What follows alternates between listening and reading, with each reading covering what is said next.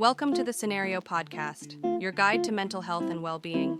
Each episode, we uncover practical tools, discuss expert insights, and explore how supplements can transform your mental health journey. Get ready to learn, grow, and thrive with us.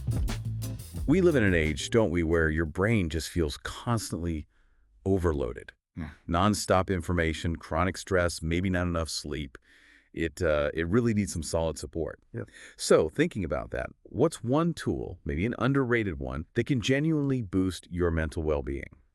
Today, we're diving deep into omega-3 fatty acids. Now, you probably heard about them for heart health, right? Right, that's the common But association. what we're really getting into today is their critical role for your brain. We're talking mood, focus, cognitive sharpness.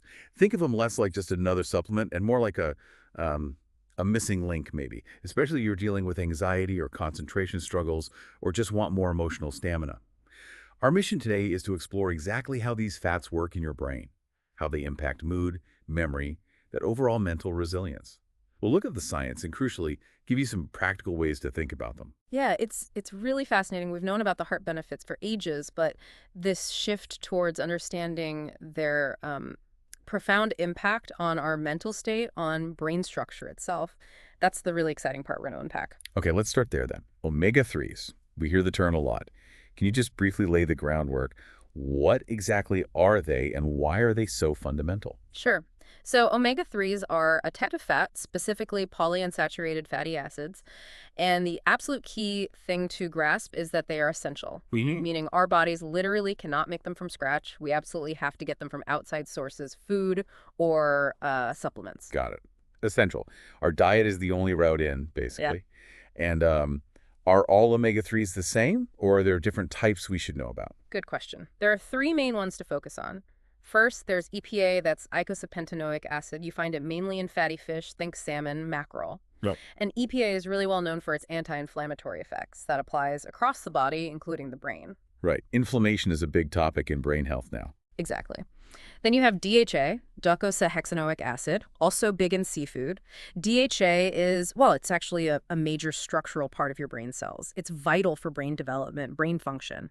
Yeah. Really fundamental. Okay, EPA for inflammation, DHA for structure, and the third one is ALA. That's the plant one. That's right. ALA, alpha-linolenic acid. You get this from things like flax seeds, chia seeds, walnuts.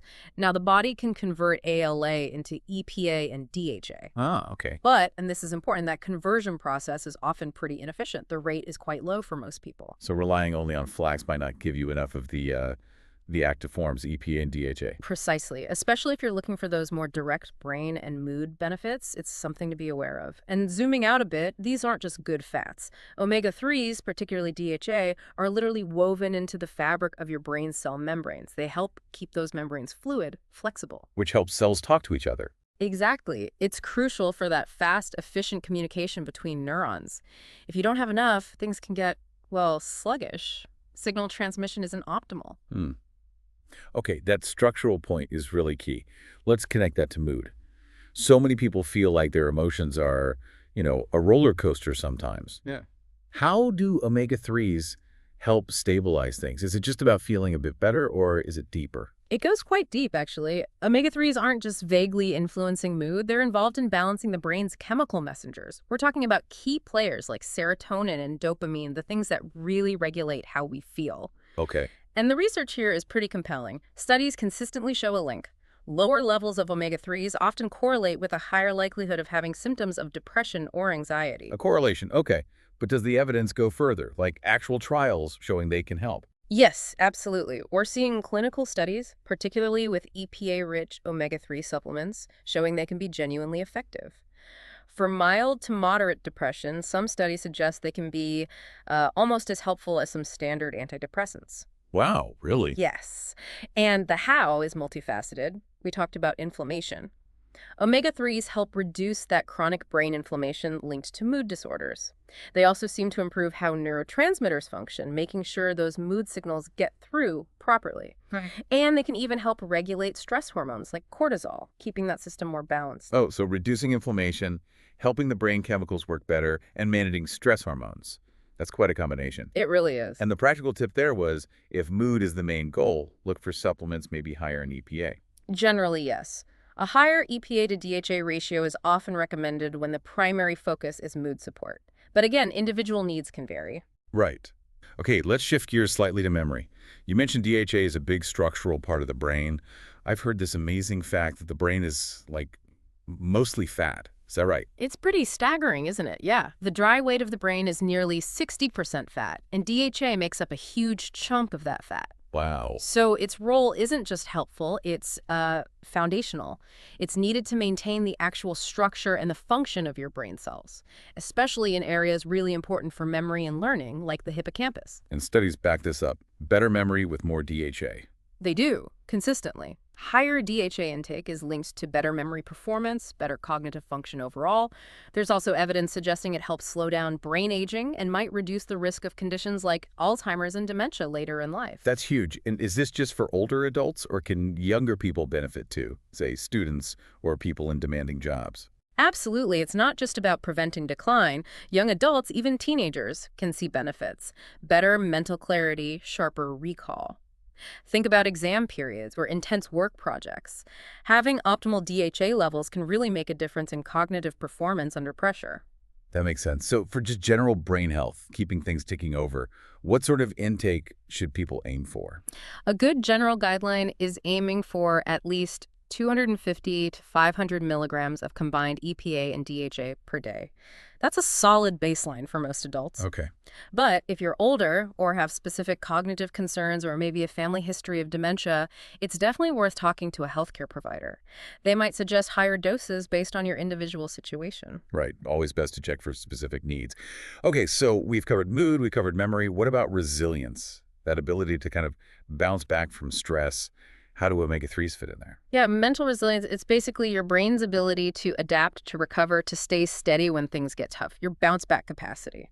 And omega-3s are really interesting here because they seem to bolster this resilience. They do it partly by reducing that inflammation we keep talking about, but also by helping to optimize the brain's whole stress response system. So it's not just dampening the stress, it's making the system itself work better, like tuning up the engine. That's a good way to think about it. They help on a few levels. They can lower those pro-inflammatory messengers called cytokines, which tend to shoot up when we're under chronic stress or dealing with trauma. Okay. They also help regulate the HPA axis, the hypothalamic pituitary adrenal axis. That's kind of the body's central command for stress. Omega-3s help keep it from going into overdrive or getting stuck on. Right, preventing that constant fight or flight feeling. Exactly. And maybe most intriguingly, they support neuroplasticity. That's the brain's amazing ability to change, to adapt, to rewire itself based on experience.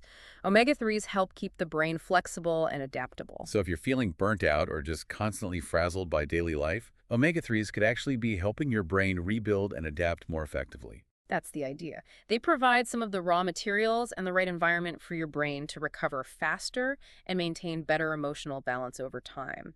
It's about building a more resilient foundation. That feels really significant. Okay, so clearly these are important. The big question then is, how much do we actually need, and what are the best ways to get more of them? Right, the practicalities. So as we mentioned, for general health, that 250, 500 milligrams per day of combined EPA and DHA is the standard recommendation. Okay. But if you're specifically targeting mood or cognitive support, doses might go higher, maybe up to 1,000, 2,000 milligrams per day. But, and this is crucial, those higher doses really should be used under the guidance of a doctor or qualified health professional. Don't just start taking huge amounts on your own. Definitely good advice. And what about people following plant-based diets? We touched on the ALA conversion issue. Yes, that's a really important point for vegans and vegetarians because that conversion of ALA from plants into EPA and DHA is limited. Relying solely on flax or chia might not be enough for optimal levels. So what's the solution there? The best bet is usually an algae-based supplement. Algae are actually the original source where fish get their omega-3s. So algal oil provides DHA and sometimes EPA directly in a plant-based form. It's very effective. Ah, interesting. Good to know. And any safety things people should be aware of generally? Generally, omega-3s are very safe for most people. The main thing to note is that at higher doses, they can have a mild blood thinning effect. So if you're taking blood thinning medications like warfarin or have a bleeding disorder, you absolutely must talk to your doctor before starting or increasing omega-3 supplements. Okay, important caution. Right, let's talk about getting them. Food first. Always ideal if possible. Fatty fish are the powerhouses. Salmon, especially wild salmon, sardines, mackerel, anchovies, trout. Eating those a couple times a week makes a big difference. Okay, what about non-fish options? You mentioned enriched eggs. Some chickens are fed omega-3 sources, so their eggs contain more. And then there's seaweed and algae themselves. You can incorporate those into your diet. And for the ALA sources, we have flax seeds. Make sure they're ground to absorb them properly. Chia seeds, hemp seeds, and walnuts. All great additions to your diet for overall health, even if the conversion is low. Got it. And if someone opts for supplements, fish oil, krill oil, algae oil, what should they look for? Quality is key here. Look for brands that are transparent about their sourcing and ideally use third-party testing. This checks for purity, making sure it's free from heavy metals like mercury and potency, ensuring you're getting the amount of EPA and DHA stated on the label. Good point. Fish oil is common. What about krill oil? Krill oil is another option. It contains EPA and DHA, often bound to phospholipids, which some research suggests might make it easier to absorb for some people. The doses are often smaller than fish oil. And algae oil, as we said, is the go-to for a direct vegan source of DHA. Okay, that's a really helpful breakdown. So pulling it all together, it sounds like omega-3s are far more than just heart helpers. They're really acting as brain boosters, mood stabilizers, even like a shield against stress almost. That's a great summary. They really are multifaceted, working on structure, function, inflammation, communication. It's quite holistic. So for anyone listening who wants to feel sharper, maybe less anxious, mentally stronger, it sounds like omega-3s really deserve serious consideration in their wellness plan. Absolutely. And the key thing, truly, is consistency. Whether you focus on dietary changes or add a supplement, you need to stick with it. It's not an overnight fix. No, definitely not. Changes in mood or mental clarity usually become noticeable after about, say, 6 to 12 weeks of consistent intake, especially when it's part of an overall healthy lifestyle. Good sleep, exercise, stress management, you know the drill. Right, it's part of a bigger picture. Okay, fantastic insights. To wrap up, maybe a final thought for our listeners to ponder. Considering just how fundamental omega-3s are literally part of our brain's structure and how it works, maybe ask yourself, what's one small, consistent change you can make this week to give your brain that foundational support it really needs? Thanks for tuning in to the Scenario Podcast. Don't forget to visit scenario.com for more expert tips, articles, and supplements designed to support your mental health. If you enjoyed this episode, remember to subscribe and share it with a friend. Until next time, take care of yourself.